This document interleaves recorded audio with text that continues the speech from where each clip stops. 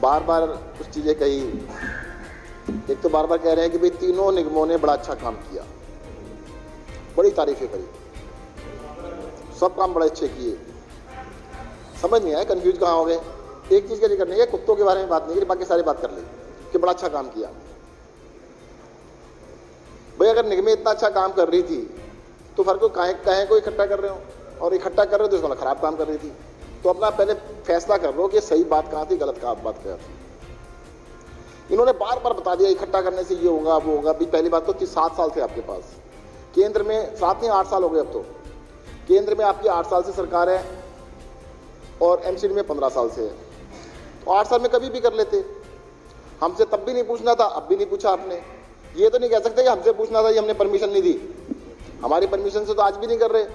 अगर करना था 1 साल पहले, 2 साल पहले, 3 साल पहले, 5 साल पहले, 7 साल पहले कर लेते। कहानी वो नहीं है, कहानी कुछ और है।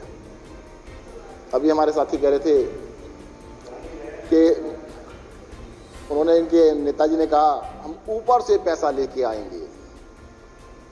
पिछले इलेक्शन में 2 ही बातें थी ना, कि एमसीडी ने सारे अपने कैंडिडेट बदल दिए, सारे काउंसलर बदल दिए।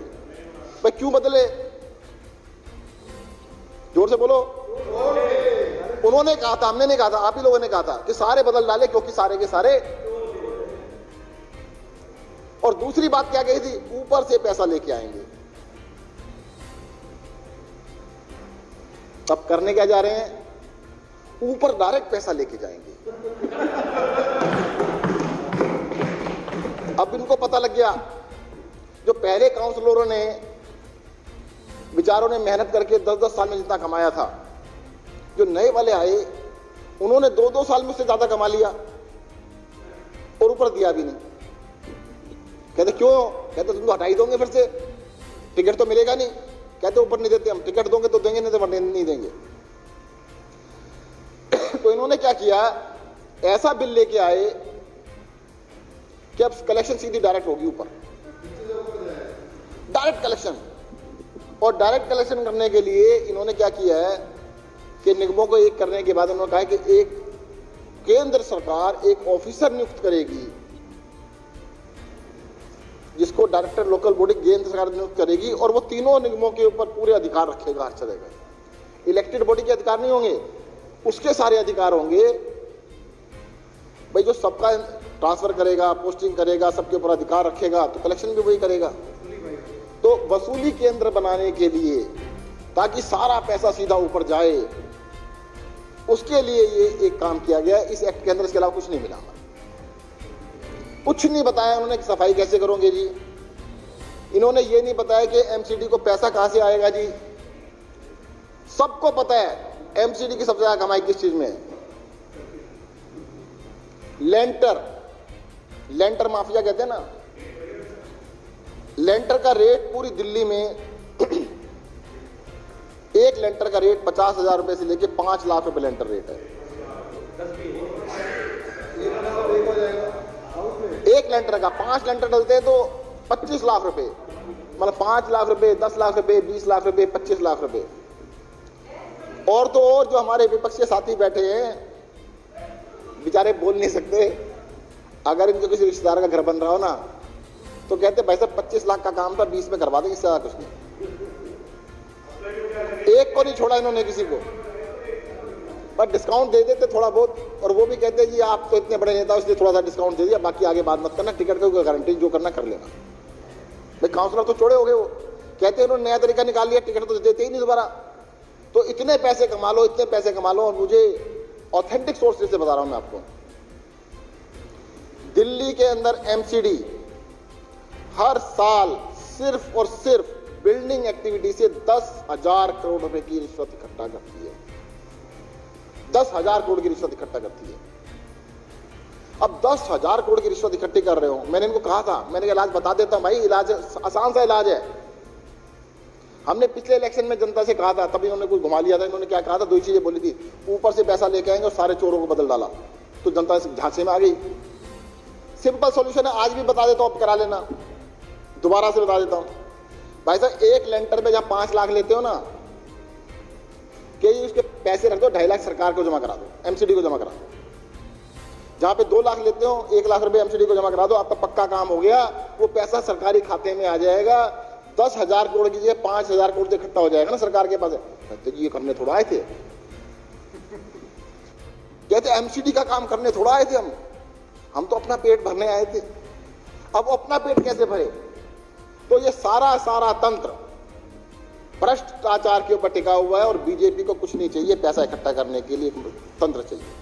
और एक चीज बता दूं, दिल्ली की एमसीडी एक चीज में बड़ी तारीफ है जी, बहुत बड़ी तारीफ है इसकी। दिल्ली की एमसीडी फेमस है दुनिया के अंदर, Guinness book of world record के अंदर इनका नाम आता है, या उसकी मीटिंग में आ जाएगा, अगली मीटिंग में आ जाएगा। भ्रष्टाचार के अंदर दुनिया में गोल्ड मेडलिस्ट है दिल्ली की एमसीडी।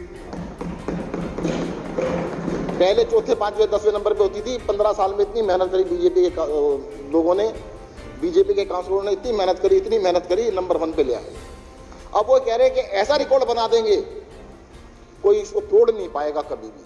तो इसके लिए ये एक्ट लेके आए हैं।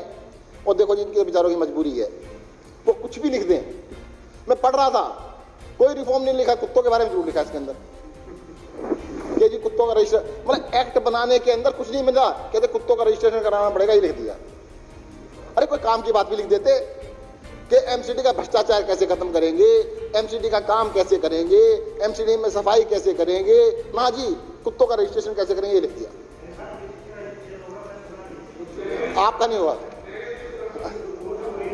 कुत्तों का रजिस्ट्रेशन कैसे होगा? तो ऐसा है,